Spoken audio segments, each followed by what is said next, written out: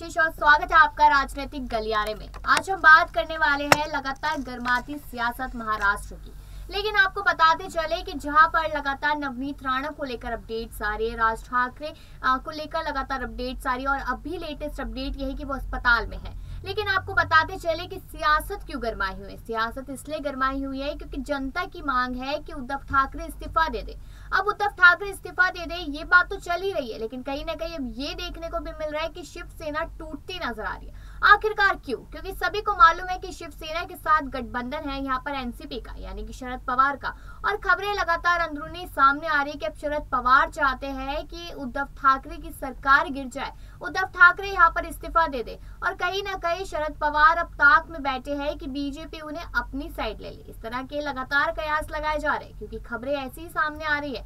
लेकिन आज हम इस चीज को लेकर चर्चा करेंगे आज अपने राजनीतिक गलियारे में। क्या ऐसा हो सकता है कि शरद पवार उद्धव ठाकरे को इस्तीफा देने पर मजबूर कर दे? क्या अगर शरद पवार अपने कदम पीछे खींच लेते हैं तो यहाँ पर उद्धव ठाकरे की सरकार शिवसेना गिरती नजर आएगी? इस चीज को लेकर लगातार सवाल है। तो आज इसी चीज पर चर्चा करने के लिए हमारे सहयोगी मृत्युंजय हमारे साथ मौजूद है। तो मृत्युंजय, सवाल यही चीज का उठ जाता है सबसे पहले कि आखिरकार जिस तरीके से महाराष्ट्र की सियासत गरमा रही है, तो क्या सबसे पहले यही देखना है कि क्या एक सीएम से इस्तीफा मांगना, इस्तीफा उनको दिलवाना, क्या इतना आसान है किसी भी सीएम के लिए?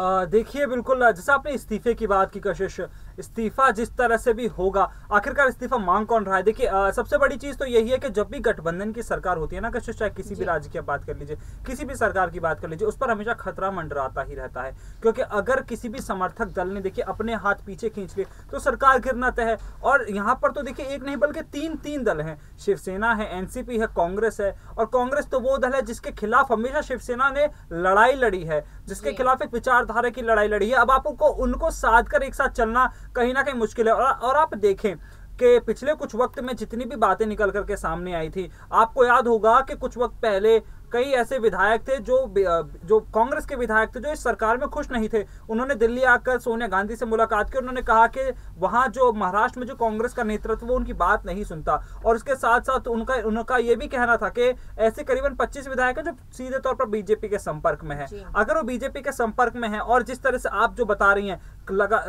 तलवार जो है इस सरकार पर उसी वक्त से लटक रही है जब से सरकार बनी थी। अभी तो सिर्फ उसका आप कह सकते हैं कुछ रिजल्ट और कुछ कॉन्सिक्वेंसेस निकल करके सामने आ रहे, कुछ नतीजे सामने आ रहे हैं। और आने वाले वक्त में भी देखिए वहां पर भी विधानसभा चुनावों में वक्त है, और उससे पहले भले ही शिवसेना कितनी भी कोशिशें कर ले, लेकिन कहीं ना कहीं जिस तरह से बीजेपी और राज ठाकरे, नवनीत राणा, ये जो सारे फैक्टर्स हैं, ये पूरी कोशिश कर रहे हैं कि किसी भी तरीके से शिवसेना और उसके साथ जो बाकी के तीनों दल, जो महाविकास अघाड़ी की सरकार है, उसको किसी भी तरीके से तोड़ा जाए, सभी दलों को, और गिराया जाए। देखिए, ऐसा कहा जा सकता है। आपने यहाँ पर बात की थी कि कांग्रेस पार्टी की विचारधारा को बिल्कुल पसंद नहीं करती थी शिवसेना। बताते चलिए कि वो समय था बाला साहेब ठाकरे जी का जब वो कहते थे कि कांग्रेस के साथ कभी गठबंधन नामुमकिन है। लेकिन वही बात है कि सियासत अगर आना है, आपको पार्टी लानी है, तो यहाँ पर अगर आपको अपने दुश्मन के साथ भी हाथ मिलाना पड़े तो आप मिला लेंगे। तो वही उद्धव ठाकरे ने किया था। लेकिन अब जिस तरीके से हम कांग्रेस के भी हालात देश भर में देख रहे हैं कि कितनी ज्यादा सुपड़ती हुई नजर आ रही है, इनकी सरकार जो है वो अब सिमटती नजर आ रही है। तो क्या यहाँ पर सोच सकते हैं कि शिवसेना अगर दूसरी बार अब जब चुनाव है महाराष्ट्र में और यहाँ पर सत्ता में आने की कोशिश करती है, तो क्या कांग्रेस जैसी पार्टी जिनका भी खुद का कोई अस्तित्व नहीं दिख रहा है दूर दूर तक, क्या वो यहाँ पर शिवसेना की मदद करते नजर आएगी, उद्धव ठाकरे के लिए स्टैंड करती नजर आएगी कांग्रेस पार्टी? देखिए, मुझे ऐसा लगता है कांग्रेस पार्टी कहीं ना कहीं खुद को बचाने के लिए भी उद्धव ठाकरे का समर्थन करेगी। आप देखें, कांग्रेस पार्टी, जैसा आपने खुद कहा कि कांग्रेस पार्टी सिमटती हुई पूरे प्रदेश में नजर आ रही है। आप बहुत कम स्टेट्स में आपकी खुद की सरकार है, वहीं आप जहां पर आपकी सरकार है गठबंधन के साथ है, तो आप कहीं ना कहीं सत्ता की भागीदारी तो चाहते हैं, चाहे सीधे तौर पर, चाहे फिर आप इनडायरेक्टली, चाहे गठबंधन के जरिए आप चाहते हैं कि ज्यादातर प्रदेशों में कहीं ना कहीं भागीदारी सरकारों में आपकी रहे। इसी वजह से कहीं ना कहीं कांग्रेस पार्टी जरूर चाहेगी कि क्योंकि देखिए एनसीपी और कांग्रेस मिलकर अकेले सरकार नहीं बना सकते। इस वक्त शिवसेना और बीजेपी के बीच में तलवारें खिंची हुई हैं, तो महाराष्ट्र में सरकार नहीं बन सकती। तो इन तीनों दलों का एक साथ रहना, क्योंकि देखिए भले ही एनसीपी को बीजेपी के साथ भेजा तो भी सरकार नहीं बना पाएगी, क्योंकि देखिए जिस तरह से वोट बटा हुआ है ना महाराष्ट्र में, कोई भी दो दल मिलकर तो वहां पर सरकार नहीं बना सकते और सभी चाहते हैं कि बीजेपी को हराया जाए। तो इसी वजह से देखिए कांग्रेस पार्टी जरूर चाहेगी कि सरकार गिरे ना, क्योंकि वो सरकार में अपनी भागीदारी चाहते हैं, कहीं ना कहीं चाहते हैं कि सरकार का वो सत्ता का हिस्सा बनकर भी रहे अगर सरकार नहीं बना पा रहे हैं तो।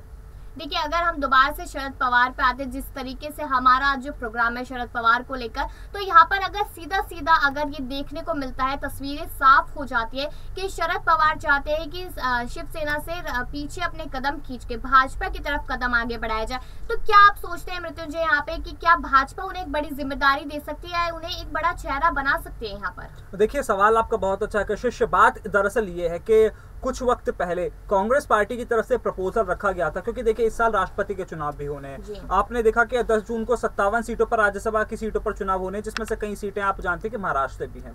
इसी के साथ साथ राष्ट्रपति के चुनाव भी होने हैं, और ये जो राष्ट्रपति के चुनाव होने, कांग्रेस का प्रपोजल था कि शायद उनमें शरद पवार का नाम आगे रखा जाएगा। अगर वहां शरद पवार का नाम कांग्रेस पार्टी आगे रखती है तो कांग्रेस एक दांव खेलेगी, लेकिन जिस तरह से नाराजगी इस वक्त, जैसा आपने बताया कि क्या उद्धव सरकार और एनसीपी के जो प्रमुख है शरद पवार, उनमें देखिए कुछ खटपट चल रही है, और अगर वो बीजेपी का रुख कर लेते हैं तो शायद ये प्रपोजल फिर उसके बाद आप माने न माने बीजेपी की तरफ से रखा जा सकता है, और बीजेपी शायद शरद पवार को राष्ट्रपति के नाम के लिए नॉमिनेट कर सकती है आगे आने वाले वक्त में, और अपना प्रत्याशी बना सकती है। और अगर शरद पवार को प्रत्याशी बनाया जाता है तो फिर कांग्रेस पार्टी बैकफुट पर नजर आएगी, क्योंकि इस वक्त देखिए उनकी मिलीजुली सरकार महाराष्ट्र में चल रही है। तो क्या मृत्युंजय यहाँ पे माना जा सकता है कि जिस तरीके से महाराष्ट्र की सियासत लगातार गर्माती जा रही है, वहां पर कहा जा रहा है कि नवनीत राणा भी ये कहती नजर आई थी कि मैं तो भगवान हनुमान जी से यही प्रार्थना करती हूँ कि महाराष्ट्र की जनता को सुकून मिले, और यहाँ पर लगातार उद्धव ठाकरे के कभी इस्तीफे की बात करती है, कभी गिरफ्तारी की बात करती है। तो क्या ये माना जा सकता है कि आने वाले चुनाव में एक बड़ा बदलाव महाराष्ट्र में देखने को मिल सकता है, क्योंकि जनता की भी यही पुकार है कि एक बड़ा बदलाव हो, और यहाँ पर नवनीत राणा ने देवेंद्र फडणवीस की भी किस तरीके से तारीफ की थी। तो क्या देखा जा सकता है कि जो बदलाव होगा वो यहाँ पर बीजेपी की तरफ से कोई बदलाव देखने को मिले महाराष्ट्र में? देखिए, बीजेपी की तरफ से बदलाव देखने को मिल सकता है, लेकिन हमें ये नहीं भूलना चाहिए कि वो ये वही नवनीत राणा जो लद्दाख जाकर शिवसेना के नेताओं से मुलाकात करती हैं। आप यहाँ महाराष्ट्र में वापस आकर वो ये कहती हैं कि मुझे धमकी दी जा रही है कि मेरे साथ ये हो रहा है, मैं उद्धव सरकार का इस्तीफा चाहती हूँ, उन्हें गिरफ्तार करना चाहिए। तो ये सब तो अनर्गल बातें हैं जो वो कर रही हैं। वहीं अगर आप देखें, जैसे आपने कहा कि बदलाव चाहती है महाराष्ट्र की जनता, जी हाँ बिल्कुल। जब हम अपने लाइव सेशंस के कमेंट्स को पढ़ते हैं, महाराष्ट्र की सियासत को बर्बाद करते हैं, तो जो युवा उसमें हमारे साथ जुड़ते हैं वो साफ तौर पर यही कहते हैं कि रोजगार नहीं दे पाई है उद्धव सरकार, शिक्षा का स्तर भी गिरा है उद्धव सरकार में। तो कहीं ना कहीं उसको लेकर के अक्सर बातें कही जाती है कि सरकार को बदलने की जरूरत है। लेकिन इसी वजह से देखिए कुछ वक्त बाद वहां पर चुनाव भी होने हैं, लोकसभा चुनाव है, विधानसभा चुनाव होंगे, बीएमसी के चुनाव भी होंगे। तो जब बीएमसी के चुनाव वहां पर होंगे तो साफ तौर पर ये पता चल जाएगा कि इसकी सरकार में कौन आने वाला है, जो वोट शेयर है वो किसकी तरफ शिफ्ट होने वाला है। क्योंकि वोट भी ट्रांसफर इस वक्त देखने को मिला है कि जो कांग्रेस से गठबंधन करने से पहले जो शिवसेना का वोट शेयर था वो ट्रांसफर हो चुका बीजेपी या फिर मैं कहूँ राज ठाकरे के पास, क्योंकि कहीं ना कहीं वो लोग नहीं चाहते थे कि कांग्रेस से गठबंधन भी किया जाए। तो मृत्युंजय, एक आखिरी सवाल इसी चीज को लेकर रहेगा, जिस तरीके से हमें मालूम है कि एनसीपी और शिवसेना के बीच में कितनी खटपट चल रही है, क्योंकि राज्यसभा चुनाव भी बेहद नजदीक है। तो यही कहा जा रहा था पहले कि एनसीपी पूरी तरीके से सपोर्ट करेगी शिवसेना को, उसके बाद बीच में खबर आती कि नहीं करेगी, कदम पीछे खींचती नजर आएगी। तो क्या आपकी क्या राय इस चीज को लेकर? आपको क्या लगता है कि जो शुरुआत है, यानी कि जो कटाक्ष की या पार्टी से अलग होने की शुरुआत है, वो राज्यसभा से होती हुई दिखाई देगी? जी देखिए, बिल्कुल, क्योंकि आप देखें कि राजस्थान की बात कर लीजिए, आप उत्तर प्रदेश की बात कर लीजिए, कहीं ना कहीं कांग्रेस पार्टी, शिवसेना या फिर एनसीपी या बीजेपी, हर पार्टी में राज्यसभा के टिकटों को लेकर के देखिए खटपट चल ही रही है। वहीं आप देखें कपिल सिब्बल ने कांग्रेस पार्टी से इस्तीफा दिया, उन्होंने क्या किया, समाजवादी पार्टी के टिकट से वो राज्यसभा जाने की तैयारी कर चुके हैं, क्योंकि हर वरिष्ठ नेता ये जरूर चाहता है कि राज्यसभा में जाकर के अपनी पार्टी को या फिर राज्यसभा में जाकर उस सदन में बैठा जाए और सरकार पर या नीतियों पर चर्चा की जाए। और इसी वजह से कई नेता, जिन नेताओं को टिकट नहीं मिला उनकी नाराजगी है, या फिर क्योंकि देखिए अगर गठबंधन में है तो गठबंधन में जब सरकार होती है तो हर दल को खुश करना जरूरी है। अगर आप एक दल को ज्यादा प्रेफरेंस देंगे, दूसरे को कम देंगे, तो किसी ना किसी की नाराजगी तो झेलनी ही पड़ेगी, और वही नाराजगी इस वक्त हमें महाराष्ट्र में देखने को मिल रही है, जिसकी वजह से सियासत गरमाई हुई है।